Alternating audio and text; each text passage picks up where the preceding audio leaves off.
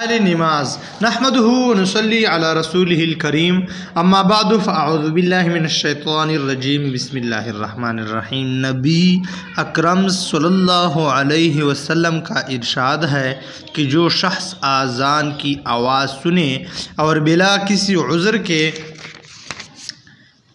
नमाज को न जाए वहीं पढ़ ले तो वो नमाज कबूल नहीं होती।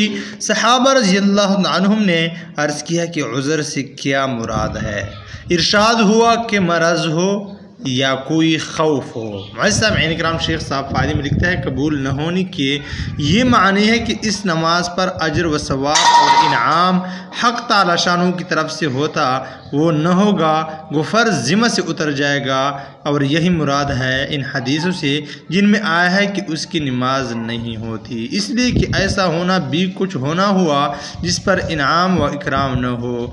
ये हमारे इमाम के नज़दीक है, वरना सहाबा रज़ियल्लाहु तआला अन्हुम और ताबईन रहमतुल्लाह अलैहि की एक जमात के नज़दीक इन हदीस के बिना पर बिला उज़्र जमात का छोड़ना हराम है और जमात से पढ़ना फ़र्ज़ है। हत्ता कि बहुत से उलमा के नज़दीक नमाज होती ही नहीं।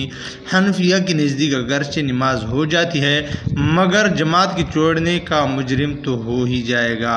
व आखिर दावाना अनिल हम्दुलिल्लाहि रब्बिल आलमीन।